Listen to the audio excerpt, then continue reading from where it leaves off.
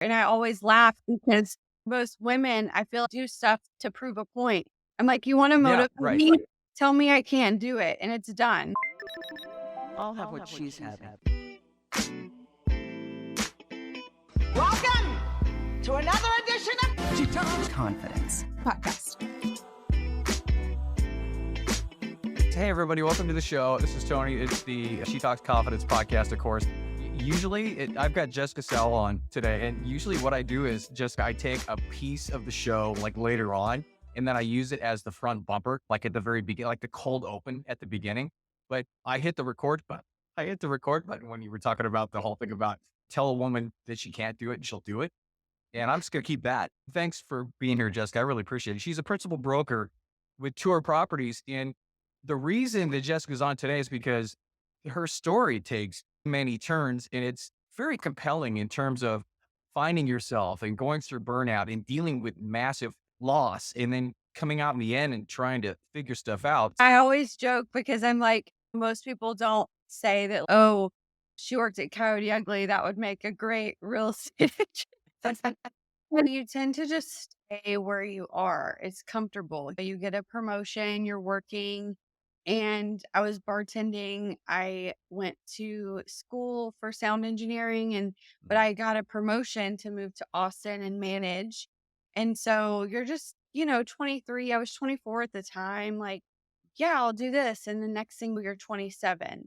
So I never did anything with that with Right. school. And I just kept bartending, and then you blink and you're 27 and you've been managing, living that bar life, and you're like, I'm tired. I don't want to do this anymore. My sister actually had a daughter, and I always say that Amara was my first love. And I moved back home, and I knew I always had an interest in real estate, but I knew when I moved home to Tennessee, that's where I would want to pursue that. And so I got on a team where I was on that team for 6 years. And so that was my whole career. You just blink and 6 years goes, skip to 2019, chain of events. My dad passes, COVID, best year of my life in 2020 financially, but mentally and running from grief, helping with funeral costs and my little brother and sister to just take care of everything, avoiding taking care of myself. And then you just have mixed realities of everyone saying that's so good that you're busy. And I hate that word busy. And you feel like everyone's having the worst year ever. You're like, okay, I should feel lucky that I have a job. And I was, but I was exhausted. And so I just quit. I was like, I'll finish my deals. I'm just done. Did you properly grieve through all of that at the time, or were you just keeping busy to not do that? I think like in that moment, the problem with burnout is that you don't really see it coming. And I always say the problem is that you don't know there's a problem. And so, how do you identify a problem that you can't see coming? And so, I always say that I burn out so bad, I spun out. And until you Mm. like spin out, you're forced to pause and slow down and pick yourself back up. So, I just quit. And I think everyone thought I would get out of real estate. And I love what I do, but I felt like it had turned on me. What was the internal conversation in your head during the spin out? I think that's why anyone goes through those major life changes, because you have these conflicting realities, right? Like, I love this, but I'm hating my life right now. Like, I love my kids, but I'm exhausted. I don't know who I am. And that's okay. Two things can exist at once, but it makes you feel crazy. How do you live in that gray area? And my dad was my anchor. And so that was really tough. And I hadn't really processed it and stopped to understand what was going on. And so I just took time. And it's hard because you're at the end of 2020 and thinking, I've never worked outside of this team. Why would I quit at the height of my career? And can I do this on my own? So you're just taking that leap of faith when you have no desire to work at all. You're just exhausted. What right, what was there a straw that broke the camel's back on that, or was it just a slow burn until you finally just jumped out of the fire? I think both. Like, I remember going on a vacation and I just couldn't get any help. And I kept saying, I'm going to leave after this, or I'll leave after this. And then I think you just get tired of it. And so you'll never know if you don't just take that leap. So I did, and I was like, I'll just figure it out. It Did you have a plan when you finally said, I just can't do this anymore at all? I Yeah. always knew I wanted to be a broker after 3 years, but it was Mm, going on 6 years. I still hadn't been a broker. I had failed my broker test when I start because I never studied, and I was like, "You gotta study and actually take it." And I knew I just wanted to work for myself, by myself, take time, but it's really hard to slow down when you're used to being in a fast car. Slowing down feels really unsafe, especially in a commission-based job. And that's what I teach now is take the pressure off. And nobody wants to hear that. They're like, how do I get there faster? How do I build more? And as if more is better. But you're missing out on the quality of life and the quality of connection. We're rushing from one appointment to the next. And we're never really where we are. We're never present with who's right in front of us. And at the time, we had really had a referral based business.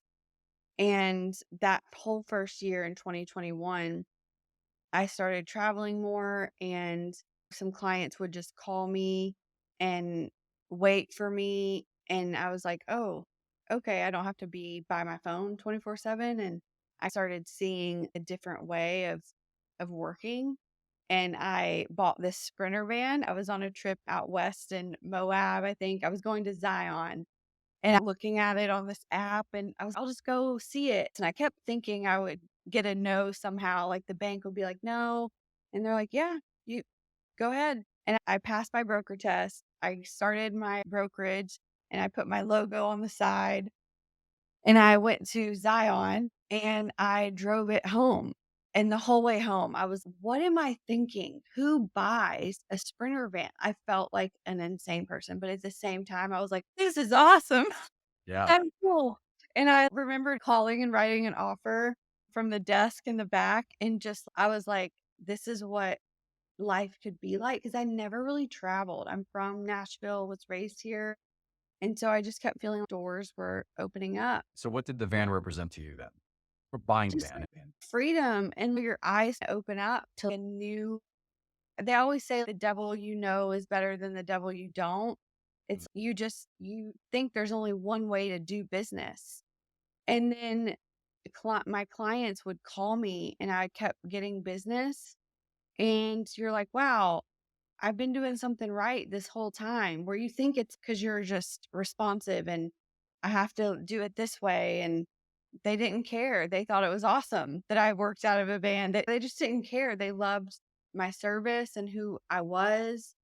And I felt like I could be me, and I didn't have to be in this box.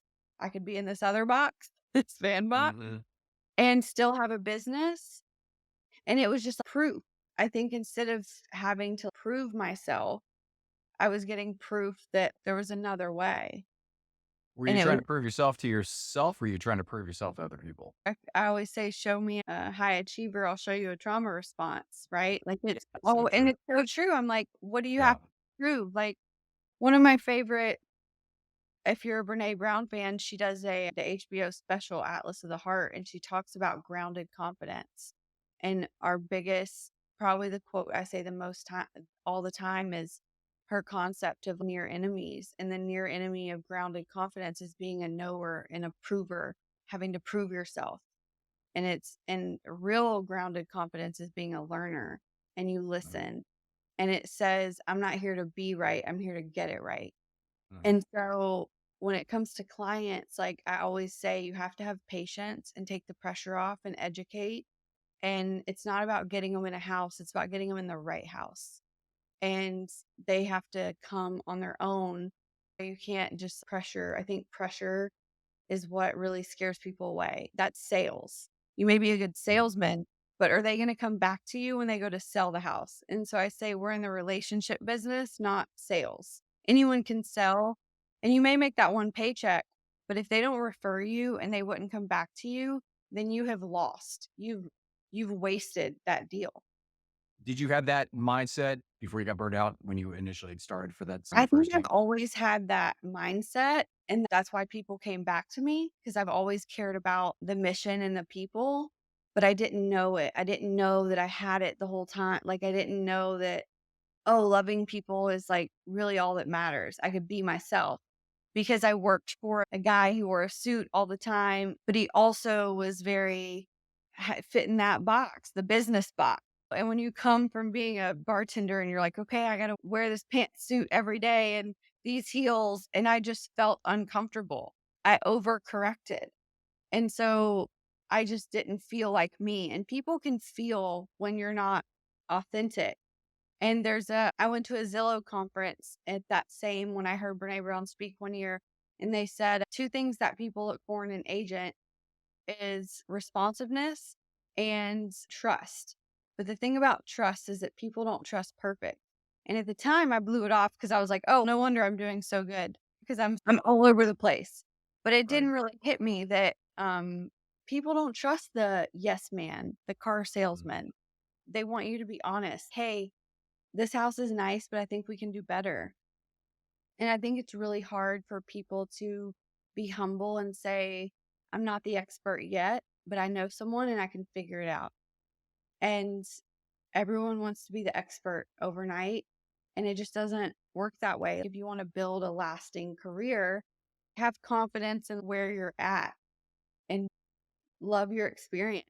Do you think it's harder for women to get to that Oh, mindset? yeah. I think we're already when you walk in a room, you feel like you have to present a certain way and have something to prove. I think that's so often we have to either have proof or show proof. We can't just have that confidence and be like, okay, just wait and see. We have to feel like we have to earn the right to be in the room. How did you get out of it to get back to your more authentic, confident self? I'm always in my head, and I think slowing down and being in your body and really preparing. I always say, no one can prepare you for you better than you. For me, it's not about you need to have your makeup and this and that. I like to feel prepared. So if I know and I've done my homework, I feel confident walking in a room. It's whatever makes you feel prepared in that space and embodied and not, and I hate being rushed. If someone's talking a mile a minute, talking over me, there's nothing that says it's like salespeople that are like, you have to buy it now, or and you're not confident in what you're selling. Because if you're confident, you'll come back to me. And if not, you're not for me. I feel like I'm being protected. You're probably a terrible client. Like, you just have Right? to, Yeah. yeah, It I'm like, wouldn't be worth it, right? yeah, it Yeah. worked out for me. It's like, Yeah, God, for sure. there's been a lot of times I've walked in a room and I feel like I've tried to pitch myself. And I'm like, why did you do that? And so noticing and observing, I always say, what can you learn from that experience? And I think we're so hard on ourselves. And if more people were honest about, especially for our children, I always say it's progress, not perfection. Like practice makes progress. And if we were more honest about our experiences behind the scenes, it would be great for the world because I think we all feel that way. I think that's where the power lies, in the authenticity and being honest and being vulnerable. And that's why I think women have this with the clients that I've had over the years. The one thing I keep shaking my head in is you don't realize the amount of power that you have, the amount of confidence that you can have that you just don't recognize because you have this attachment or this understanding of your vulnerability. And it's such a power to have that. But it's interesting to me that and it's, of course, the youngers coming into anything, and I'm sure that now being a veteran in this industry, they feel as though they have to prove themselves. When you see a younger woman come in and you can sense it right away when they're throwing out that, when they have the mask on or when they're trying to paint that outward picture of perfection or being on board or trying to overcompensate what's happening. Do you take them aside? How do you approach it? Are you going to mentor I point love now? to mentor. I was watching this video the other day and it's so true. You can't tell. I'll say, do you remember this artist? And they're like, I don't know who that is. I'm like, how old am I? They're like, you're different. I'm like, "Wait, you don't know who that is?" I'm like, you hit that age. I'm Well, 36, but I feel yeah. 40. I'm Oh, going on yeah, yeah, 37. And I'm like, yeah. you don't know who that is? And I'm like, Right. get out of my house. Like, I can't. So I feel like I still think I'm this age and people will be like, never heard of them. I'm like, you don't know. And so it really throws me off. But there's some generations that also have, I feel like we're coming up on some that have crazy confidence, like oblivious confidence, where I'm Well, like, yeah, "What?" but that overconfidence, that unearned that's not confidence. That's just that's like ego nonsense is what that is. It's bravado and it's arrogance. Some people that also are like unaware. Right. I'm Right. That's what I mean, like, unaware. They're like, Yeah. "No, yeah," and I'm like, "You don't even know," and then they come back Right. and they're, "That was much harder." I'm like, "Yeah." It's like Yeah. Kanye confidence. They really think Yeah. that can happen for them, Yeah. and I'm like, "Okay, you go ahead and do that. You'll laugh at this." I had a broker call me one time. She goes, "Do you know so and so?" And I said, and my first thought, "What did he do?" Because you're like, you wanna be like, "I've never heard of him." Yeah.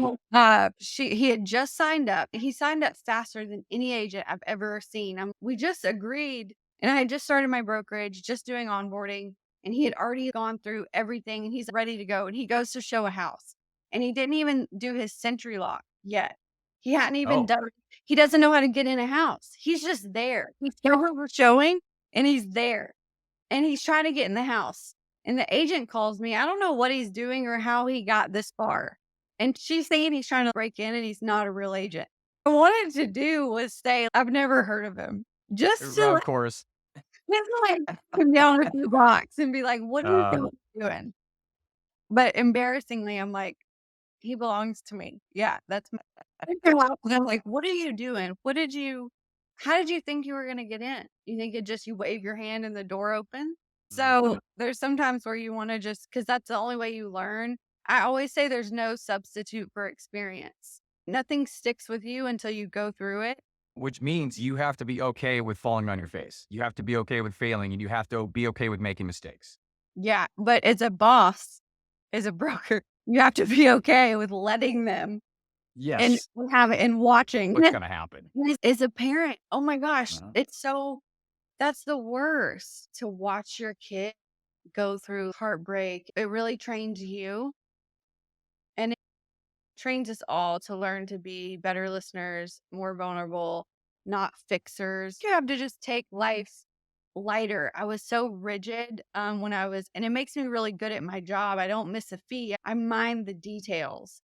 But at Mhm. the end of the day, who wants to hang out and or date that girl that you're like, wow, she's really on it? There's nothing wrong with that, but again, there has to be some level of balance in there, right? Yeah, there's no room for flexibility. And life control is really just a perception, right? You can't really control anything.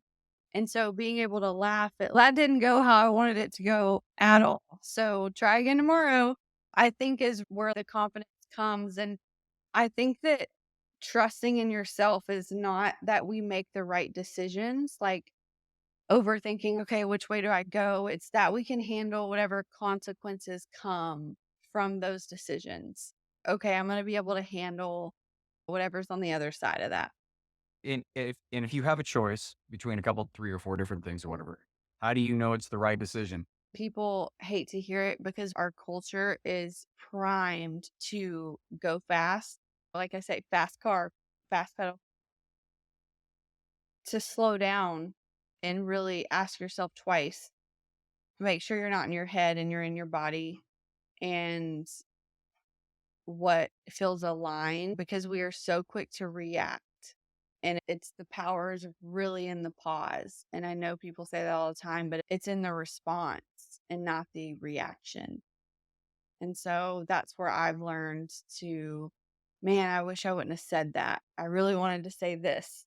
And we're so quick we got to have the answer quick. And it's okay, but with that extra like 5 minutes to say, let me think on that. If you ask yourself, does this need to be done right now? The answer is usually no. Yeah. The power is in the pause. 'Cause then you can align your intuition, you can align your thoughts or your knowledge of what's going on. You can take your calculated risk. It's all in the pause instead of reacting. And And I think right. people think they got to get there first to be right. I feel like the older I get, these old sayings are so true. It's like you are Yeah, what welcome to the club. you what I mean? You're That's like, it. "Oh my gosh, you really are what you eat." And when your parents are like, "Drink more water, get your Yeah. sleep." And it's Rome wasn't built in a day. The tortoise really does win. And Yeah. so all of these things are so true for a reason. They stick around because there's something to it. You were talking about the generation before you and the stuff coming up, and you're like, well, you don't know who that band is or all that. I've been through that twice already. I went through that with the millennials, and now I'm going through with the Gen Zs. And so I'm like, oh man. But I can't wait. I can't wait to be right, an old lady. right. I'm already there. I joke. I say that I'm like 80 years old in my soul, and I'm trapped in this 30-year-old body. I'm not for this generation. I just complain about the youths of today, and like, I'm not for it. I'm not with it. I'm go to bed at 9. My friends all joke like they don't. They're like, I don't go out, but I used to go all the time, and Hmm. I think maybe those years at Coyote Ugly really did me in. I'm like, I've lived enough life. I'm old and wise. Just let's Hey, move on. listen, when you know what you know and then you find your groove, then it's your groove. Own it. Jessica Sowell with Principal Thank Broker with Tour you. Properties. Is there a place, an email, a website that anybody wants to get a hold of you to chat or even talk about real estate? You're in the Nashville area, right? Yeah, in Nashville. I live in Franklin, anywhere around the greater Nashville area. And you can go to our website at tourproperties.com or same with Instagram, tourproperties.com. You can find us pretty easy. Sounds good. Thanks, Jessica. I really appreciate it. And Thank of you course, so for much. thanks. And for me, if you want to get a hold of me, it's tonydufresne.com or theconfidencedoc.com. And you can go to the website. I've got the new ebook that's out, which is based on my keynote and my core online program thing. And it's called Transform Your Life. It's your confidence for women. You can get that for less than a grande PSL and a K-pop. So if you want to change your life and save yourself 800 empty calories, do that. Anything else, you can get a hold of me at Tony at confidencedoc.com. Hope things are good, and I will talk to you next week. Bye.